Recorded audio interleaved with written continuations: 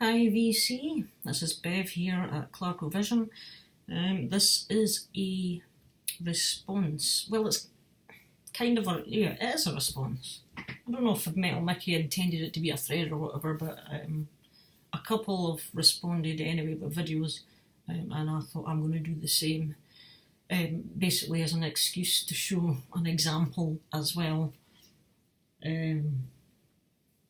Now, Metal Mickey had come up with the question that he was pondering the other day about why do people have multiple copies of the same album or single or EP or whatever it may be of certain bands in their collection. Because he's not one that does that. He just needs one pressing, one copy on one format, and that's enough for him.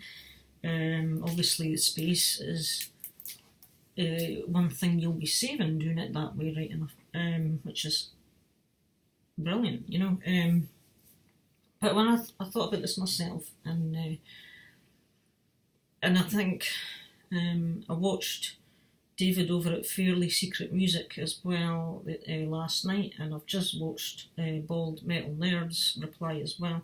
And I think I said in the comments on David's video that, first of all, I think music and collecting music, certainly for the older generations before the new millennium, who were brought up with physical music, it's a very personal thing. People react to certain bands and music in certain ways. It's all very individual, and therefore I think that's why you get such a diverse array of the way people collect things, you know, which is kind of fascinating in itself. It's just like the music itself. Person A will like band A, and person B will like band B, and person C might like band X, for example. And, you know, and I think music in itself as a thing that exists is one of the most diverse, large, wide, different things on the planet in existence. You know, there's so much, it's an endless thing. And I think that's one reason why we all love it, to be honest. But for me personally, I do have multiple copies of some stuff, and it's, for the most part, it's usually just I will have something on for the multiple copies only, because there is some stuff where I'm happy with just one CD. With certain bands, that's enough, or one album on vinyl, that's enough, either or. But for certain bands, which are usually the ones that I really love, my absolute favourites, I do like to have a vinyl copy and a CD copy, just because I want to have both versions. I want to have the format, the vinyl format, and I want the CD format. For me, I'm a lover of both CDs and vinyls. Both of them, to me, are equally wonderful. I was introduced to music with vinyl, and I was around as a young kid when the CD explosion happened. And yeah, the CD has amazingly good, great, superior sound quality, but as we all know, I think there is just that something about vinyl, for the vinyl people obviously, there's just something about vinyl that's very special, nostalgic, the big size, you know, the crackles, just, you know, placing it down and setting the speed, and the whole seeing it spinning on the turntable. I mean, you put the CD in, you can't really see it doing anything. Yeah, I'm going to use this as a minute. But, you know, the record, you can watch it, and just the whole... And music for us guys, is, we grew up living on it, with it. living in it. It was a way of life. I think I've said that before as well. So just for a couple of examples, getting back to that, the bands I love the most, I like to have on CD and vinyl. Halloween there in the background, that's an original album on vinyl from 1987. I also have the original CD of that, same with Keepers 2, simply because I really love that album, these two albums, and I wanted both versions. And I love that band. As it just happens, I've also got the box set. I just remembered that now, because for Halloween, the Keepers duo were the only two I had from Halloween up until I got the box set that's just come out. So it was a way for me to get some of their other stuff from the noise years, the 80s. And it'll have the remastered versions of those two albums as well, which I guess is something else to compare the sound. So another band that I really is one of my favourites is Running Wild, and this is my favourite album of theirs, Death or Glory. So I got the CD first when I realised they had got all these reissues coming out, and this is 2017. They had a whole batch of these out. Another reason I like CD versions is, I think it's been said before, but with the CD you have much more capacity to put in a lot of bonus material. I mean, for this is a dual CD set, so on disc 1 you get the album, and on disc 2 you get a whole bunch of bonus tracks and a couple of earlier songs from other albums redone in a different way from different years. Plus the other thing you get with remastered issues, this one comes with a 16-page booklet with full colour photos and an interview kind of thing in the sleeve notes with the main man, which, you know, you wouldn't get the same extra stuff obviously on the record if you had the original pressing or the original issues from 1989-90 when this album was released. You would just have the standard album, which I think was just 10 tracks. Now on the CD you've got 11, you've got March On as track 11, but I could be wrong, it might have been on the original album, but I'm pretty sure the original only had the 10 tracks. And because I loved it, I decided I wanted it on vinyl because of the vinyl, but again this is the remastered vinyl and it's on a gatefold. Gatefolds are a nice extra novelty thing. And I know for a fact that obviously it's on 2 records, so there's 4 sides. So I know for a fact that side D, there is 3 tracks on side D, and those 3 are not on the original. And you've got March On, which is number 11 on the CD. I am pretty sure March On, Wild Animal, Tear Down the Walls, and Stortbeker, that's a German word, which I've probably pronounced wrong.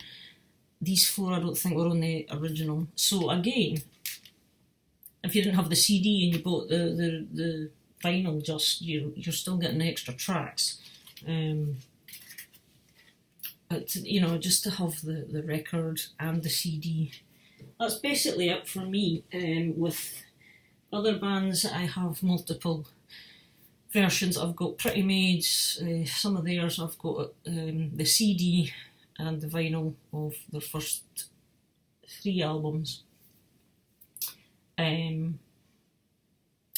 do want to get an original pressing of Death or Glory, just to have it for the collector's thing, the nostalgia thing, and to compare the sound with the remastered record as well.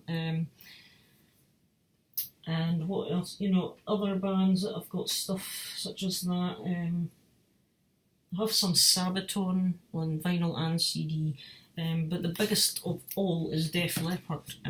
Because Def Leppard were my the band for me back in the 87, 88. You know, they became my number one band at the time. And most of you should know that Steve Clark was my idol, my guitar hero, and he still is to this day, actually. So with Def Leppard, I got Hysteria in 87. My dad bought that for me. And about 1990, you know, when I got the CD player, etc., I had to have that on CD. Had to, you know, with the album being the type of album it was then anyway, kind of state-of-the-art, latest tech, it was going to sound amazing on CD, and it did. So that was that. And over the course of time, I just began to pick up bits here and there. But with Def Leppard, of course, being as special as they were to me, the 80s era, you know, it became... It's like it's like being a super fan kind of thing, almost an obsession. They become something you have to collect everything of. It's kind of like you might collect cigarette cards or the Matchbox die-cast cars or stamps or whatever. It was kind of like that. So I over time picked up the album Hysteria. I had the original. I bought the picture disc release from 1988 because it has pictures of the band on it and European tour dates on the sleeve. I later got, further down the line, I picked up a Japanese pressing of the first 4 albums. They all came in a box set, so Hysteria's in there. I also have a Japanese pressing of Hysteria on CD in a Digipack book, which was issued about 1989, which came with a booklet exclusive to Japan of pictures of the band from about 89. So for me to have all this, because you were getting different pictures, you were getting different things, bonus, you would get a bonus track on the Japanese issue. It was Love and Affection Live, which you didn't get on the British or the US or the European pressing. And just when they released the 30th anniversary remaster, I got that because it's on Gatefold, it's on 2 records. You know, it's the Steve Clark era, it's his work. So that's the whole thing with Def Leppard. And it's not just, it's everything from the beginning up to Hysteria that I collect multiple, but it's for that it's more of a, all of that is happy memories for me from kind of my childhood and what that band meant to me at the time and what Steve meant to me, what Steve still means to me. And it was just, it just is. So that's Def Leppard are the one exception where I will buy not every single thing, but most things that I want from the Clark era. And I'm just going to show, it's a single actually, that I have the most copies of, or the most versions of it. I believe I've counted them and I've got 11 different versions of this single, and it's Love Bites. Metal Ron will be wondering why, but so yeah, Love Bites, the single released in 1988. I have the US cassette single, which is in a paper sleeve. It has Love Bites and Billy's Got a Gun Live. I have the Japanese, it's like a double A-side type of thing, if you like it, but it's Love Bites and Pour Some Sugar on Me's the other track, and it's a Japanese 3-inch CD. You get the lyrics there as well, and there's the CD. That's 2. Then I have Love Bites. This is the UK CD single. This is just the standard UK CD single. Lep CD5, which was released. You can see it features Rocket the Lunar Mix, which again is a dead giveaway that Rocket itself was never intended to be released as a single on its own, because why would you release Rocket's Lunar Mix on this single that you were releasing right before it? It just, you know, the whole Rocket thing was a last minute PR stunt, I think. Had to be. So yep, that's the standard UK. I have the CD video single. This is a CD, what do they call it, CD video or laserdisc type thing, and these are on gold. PAL. They have the standard UK 7-inch single. This was my cousin's original. I never bought this back at the time, but my cousin did, and later on she gave it to me. I have the French pressing of Love Bites, and on the B side of this is a different live song. You get Love and Affection live, whereas on the British one you had Billy's Got a Gun live. So again, different covers, etc. as well. I have a Japanese promotional vinyl single. It's kind of similar to the 3-inch CD. This is it's called a special coupling single, they call it, and in this it's actually a promotional.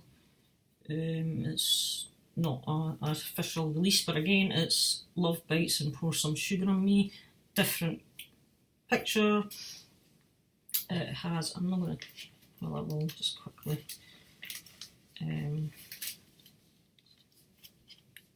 The interesting thing about it doesn't actually have the white label, but it's on Mercury. But it does have the Japanese symbol, which I don't know if you can see just there on my top of my thumb. That means promotional copy or something. So yeah. Then I have the UK. This was a limited edition gatefold 7-inch, which comes with a lyric booklet. It's kind of like that. So, and you've got the lyrics to every song on the Hysteria album in here. Again, it's the same song on side B, and the single inside came in this plain sleeve. I actually have 2 copies of that. This one is in near mint to mint condition. There is not a mark on it. So I love that. This 12-inch of Love Bites is the special DJ edition, which again is a promotional. And it has Rocket the Lunar Mix on the B side of this. And you get Billy's Got a Gun and Love Bites on side A, and Rocket the Lunar, same as the CD. And finally, the 11th version of this is the limited edition box that came out. As you can see there, the final coming, there was not to be any more singles off of this album, really. So in here you obviously get the final 4 sections of the Hysteria sleeve, which means that each time they released a single off of this album, it was like a different square from the album sort of thing, and it was kind of split into about 9 squares. So this being the 5th single, yeah, you got the other 4 which made up the 9, and again that's why Rocket was never really going to be coming out, but it did. And on the back of this you have Excitable, the Orgasmic Mix. So just to get this thing, it was a total novelty thing. Again, it's all because I just love the Steve Clark era of Def Leppard, and it was a special kind of thing in my life. So that's my reason for it. You know, I say everybody's got different reasons, you know, and I guess that's it. So that's my babbling done for now. Another 20 minutes, sorry about that. But yeah, check out Metal Mickey's channel if you haven't already, and I'll get you all in another video. Bye!